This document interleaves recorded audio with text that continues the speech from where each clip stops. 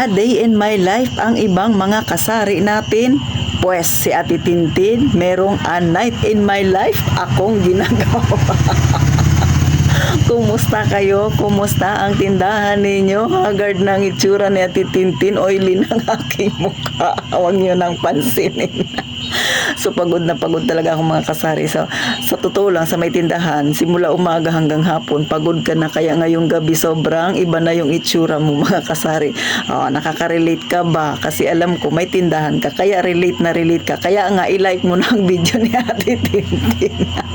At kung ikaw naman ay bago sa aking channel, abay, wag nang mahiya, mag-subscribe ka na mga kasari.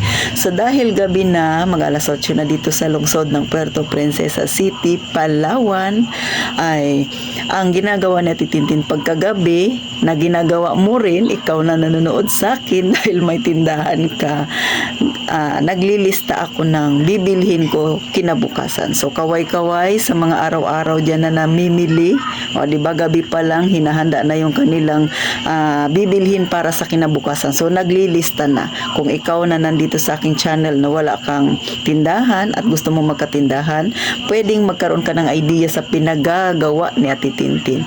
So mga kasari, isa sa dahilan bakit napapanatili ko na marami ang aking paninda, na laging puno ang aking tindahan, kasi yung benta ko kaninang umaga hanggang ngayong gabi, yan ay nakalista lagi. So magkano ba yung aking benta mga kasari? So araw-araw yan nililista ko. So doon ko nakikita kung bumababa ba yung sales ko o tumataas.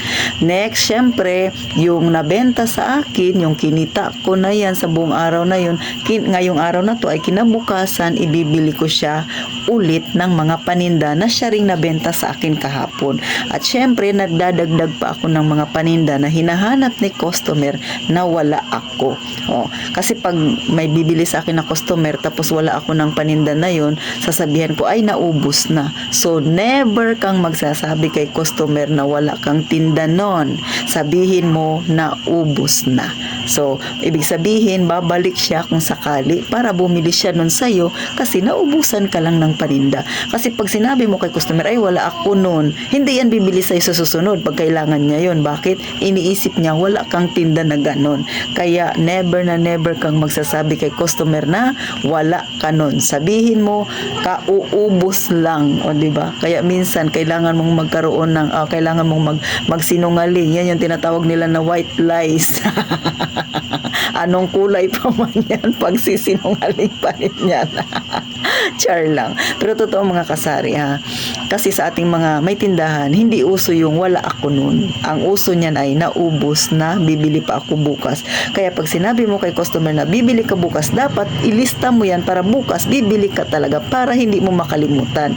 Kagaya sa akin, hindi ko napansin, hindi ako nakapag-check mga kasari ng diaper, ng pants. So yung nabili ko mali pala, medium ang nabili ko. So mas marami na yung nabili kong medium. Yung large pala ay naubusan ako. So may bumili kanina, sabi ko kauubos lang. Sayang kasi 4 yung bibili niya, isa lang yung ibenta ko, diba? Sayang pa yung 33 pesos sana nabenta. So ngayon naglilista ako para kinabukasan bibilhin ko siya para hindi ko siya makalimutan.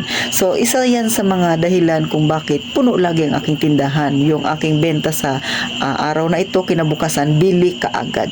Ganon si Ate Tintin mga kasari. Pero syempre, gabi pa lang nakaredy na yan. Ikaw ba na may tindahan, gawain mo rin ba yan?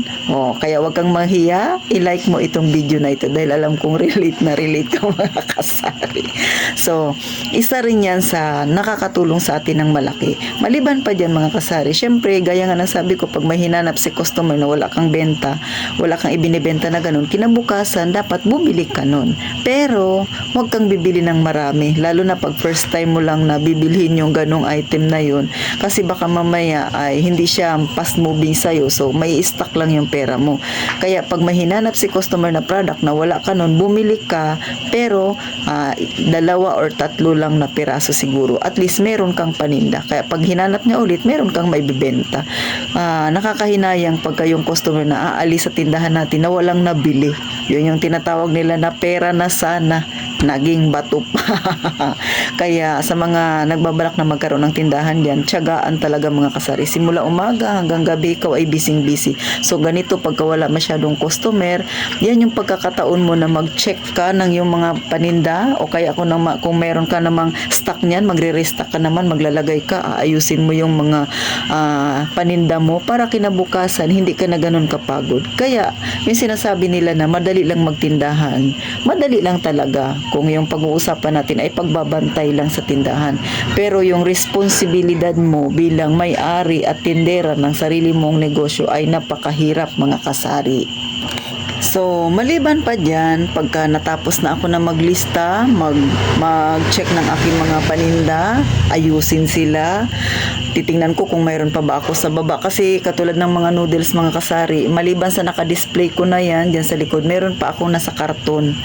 Pang ano yan, para kung mabilhan ako ng marami, meron akong pang refill. So, ganun siya titintin. May mga paninda ako na may stock ako na medyo marami. So, gagawin ko gabi pa lang, mag-aayos na ako ng tindahan, mag-i-stock na ako ng dapat kong i-stock. At syempre, doon ko rin malalaman kung kaunti na lang ba yung isang paninda ko na kailangan ko na bang bumili kinabukasan. So, ganun lang kasimple yung aking pinagagawa. Pero sa totoo lang, nakakapagod talaga. Kaya, pag minsan 8:45 pa lang mga kasari, nagliligpit na ako ng aking paninda. Minsan 9:30 pa lang nagsasara na ako dahil napapagod na ako. Kasi ako lang mag-isa sa tindahan. Ako opening, ako rin ang closing. Kaya sa mga kagaya ko na mag-isa rin sa tindahan, abay, kumaway kayo. Pero syempre, tiyagaan lang mga kasari. Dahil yung pagtiyatsaga natin, nagbubunga naman siya ng maganda, lalo na kung medyo malaki ang iyong kita sa buong maghapon na ito. So hanggang dito na lang mga kasari, natapos ko nang i-chismis sa inyo ang A Night in My Life bilang isang tindera. Relate na relate ka ba?